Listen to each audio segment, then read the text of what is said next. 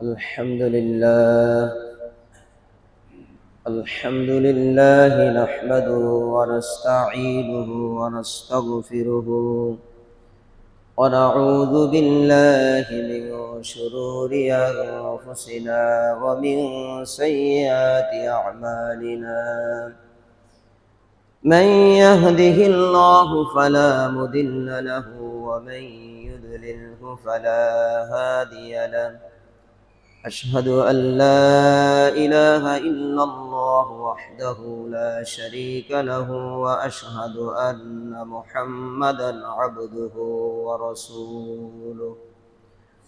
قال الله تعالى في كلامه المجيد: أعوذ بالله من الشيطان الرجيم. إنما المشركون نجس. وقال الله تعالى في كلامه المجيد: أعوذ بالله من الشيطان الرجيم. أن الله بريء من المشركين ورسوله. وقال الله تعالى في كلامه المجيد: أعوذ بالله من الشيطان الرجيم. إن الذين كفروا من أهل الكتاب والمشركين في نار جهنم خالدين فيها أولئك هم شر البرية. وقال الله تعالى في كلامه المجيد: أعوذ بالله من الشيطان الرجيم. وما كان لمؤمن ولا مؤمنة إذا قضى الله ورسوله أمرا أن يكون لهم الخيرة من أمرهم ومن يعص الله ورسوله فقد ضل ضلالا مبينا. وقال الله تعالى في كلامه المجيد: أعوذ بالله من الشيطان الرجيم. ومن الناس من يقول آمنا بالله وباليوم الآخر وما هم بمؤمنين يخادعون الله والذين آمنوا وما يخدعون إلا أنفسهم وما يشعرون.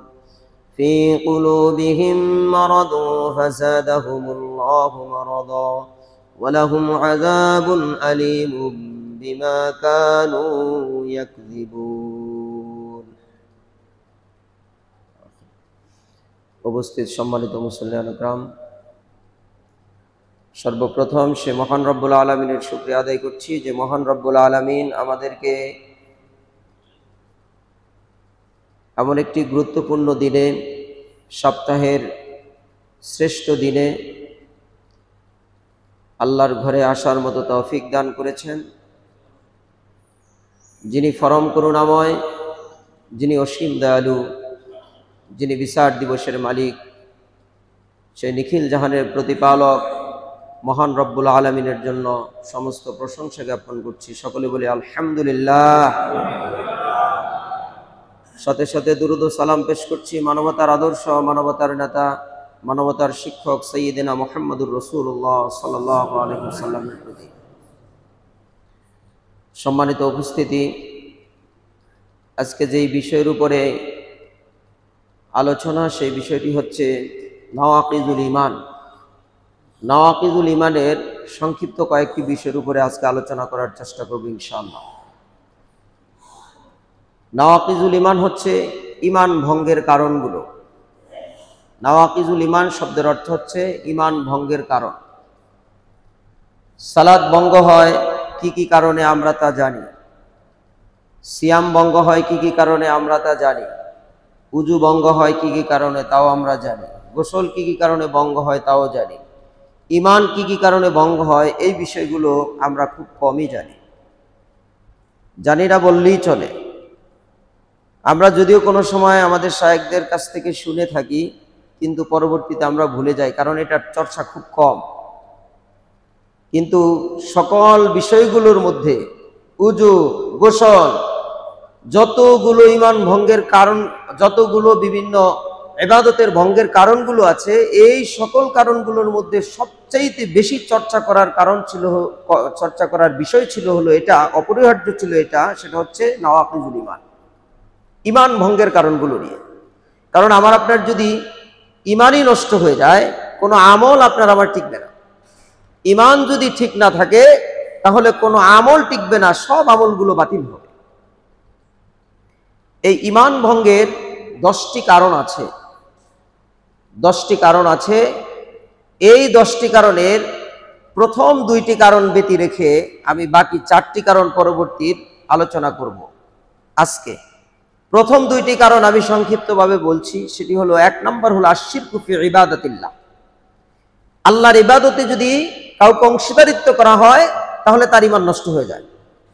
এটা হলো 1 নম্বর কারণ, নওয়াকিজুল ঈমানের সর্বপ্রথম কারণ। আর এটা কারো ভিতরে যদি থাকে, আল্লাহ রাব্বুল আলামিন কিয়ামতের ময়দানে তাকে সবকিছু পাপ ক্ষমা করবেন, সকলের পাপগুলো ক্ষমা করবেন, সকল অপরাধীকে ইচ্ছা করলে তিনি ক্ষমা করে দিবেন, কিন্তু এই শিরকারীর অপরাধকে আল্লাহ ক্ষমা করবেন না। সূরা নিসার মধ্যে আল্লাহ ঘোষণা করে বলেছেন, ইন্নাল্লাহা লা ইয়াগফিরু আন ইউশরাকা বিহি ওয়া ইয়াগফিরু মা দুনা যালিকা লিমান ইয়াশা। নিশ্চয়ই যে ব্যক্তি আল্লাহর সাথে অংশীদারিত্ব করেছে, আল্লাহ রাব্বুল আলামিন তাকে ক্ষমা করবেন না, এছাড়া যাকে ইচ্ছা তিনি ক্ষমা করে দিবেন। যে কোনো পাপের পাপীকে আল্লাহ ক্ষমা করে দিবেন, কিন্তু শুধুমাত্র শিরকারী ব্যক্তিকে আল্লাহ ক্ষমা করবে না। এটা জঘন্যতম পাপ, সবচেয়ে বড় জুলুম। লুকমান আলাইহিস সালাম তার সন্তানকে উপদেশ দিতে গিয়ে বললেন, ইয়া বুনাইয়া, হে আমার বৎস, ইয়া বুনাইয়া লা তুশরিক বিল্লাহ, তুমি আল্লাহর সাথে শরীক করো না। ইন্না শিরকা লা যুলমুন আযীম, নিশ্চয়ই শিরক হলো পৃথিবীতে সবচেয়ে বড় জুলুম, সবচেয়ে বড় পাপ। এর চেয়ে বড় পাপ আর কোনোটা নেই। এজন্য আল্লাহর সাথে শিরক করা, অংশীদারিত্ব করা, এটা থেকে আমাদের বিরত থাকতে হবে। এর বিশাল বড় ব্যাখ্যা রয়েছে আশশিরকু ফি ইবাদাতিল্লাহ।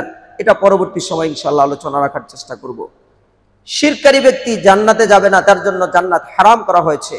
আল্লাহ সূরা মায়েদার মধ্যে ঘোষণা করে বলেছেন, ইন্নাহু মান ইউশরিক বিল্লাহি ফাকাদ হারামাল্লাহু আলাইহিল জান্নাহ ওয়া মাওয়াহুন নার।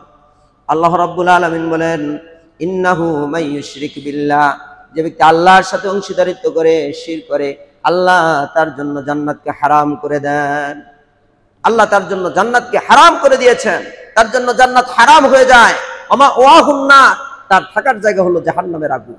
ওমা লিল যালিমিনা মিন আনসার, আর এইরকম জালেমদের কোনো সাহায্যকারী নাই। তাহলে যা কিছু আমরা করি না কেন, আমাদের ইবাদতের ভিতরে, আমাদের আনুগত্যের মধ্যে যেন কোনো রকমের শিরক না থাকে, রিয়া না থাকে, আল্লাহর সাথে অংশীদারিত্বের কোনো বিষয় যেন তৈরি না হয়।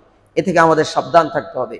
সব ইবাদতগুলো যদি এরকম হয়, ইবাদতও করছি, শিরকও করছি, তাহলে এই ইবাদতের কোনো মূল্য থাকবে না, বরং ইবাদতগুলো ধ্বংস হবে এবং কিয়ামতের ময়দানে সব ইবাদতগুলো আল্লাহ বাতিল করে দিয়ে আমাকে জাহান্নামে নিক্ষেপ করবে। এজন্য শিরক থেকে বেঁচে থাকতে হবে। সম্মানিত উপস্থিতি, 2 নম্বর গুণটি হচ্ছে, 2 নম্বর যেই নওয়াকিজুল ঈমান, ঈমান ভঙ্গের কারণ, এই 2 নম্বর কারণ হচ্ছে আল্লাহ এবং বান্দার মাঝে মাধ্যম সাব্যস্ত করা। আল্লাহ এবং বান্দার মাঝে মাধ্যম সাব্যস্ত করা, সেটা যে কোনো বিষয় দিয়ে হোক, যে কোনো ব্যক্তি দিয়ে হোক। আমাদের সমাজে যেটা সবচেয়ে বেশি এশিয়া উপমহাদেশের মধ্যে চলছে, সেটি হচ্ছে পীর ধরা। তাহলে পীর ধরলে, মাধ্যম সাব্যস্ত করলে আল্লাহ এবং বান্দার মাঝে, এই লোকদেরকে যদি বলেন, পীরের অনুসারীদেরকে, কেন আপনারা পীরকে ধরছেন? আপনার পীর তো হলো আপনার পিতা, আপনার মাতা, যারা আপনাকে জন্ম দিয়েছে, তারপরে যারা শিক্ষা গ্রহণ করেছে, মুক্তবের টিচার, এরপরে প্রাইমারি স্কুলের, এরপরে হাই স্কুলের, এভাবে করে আপনার যত শিক্ষক আছে মাদ্রাসা, স্কুল, কলেজের সকল শিক্ষকরাই আপনার পীর, অভিভাবক, দায়িত্বশীল, পথ প্রদর্শক। তখন দেখবেন বলবে, এরা আমাদেরকে আল্লাহর কাছে যাওয়ার জন্য মাধ্যম, মাঝখানে কোনো উকিল না ধরে, যে কোনো বিচার ফয়সালা যেহেতু করা যায় না, আল্লাহর কাছে গিয়ে আমাদের পাপগুলো, অন্যায়গুলোকে সংশোধন করার জন্য এরকম পীরের প্রয়োজন হয়, জন্য আমরা পীর করি। এটা হলো তাদের লজিক, যুক্তি, সর্বশেষ।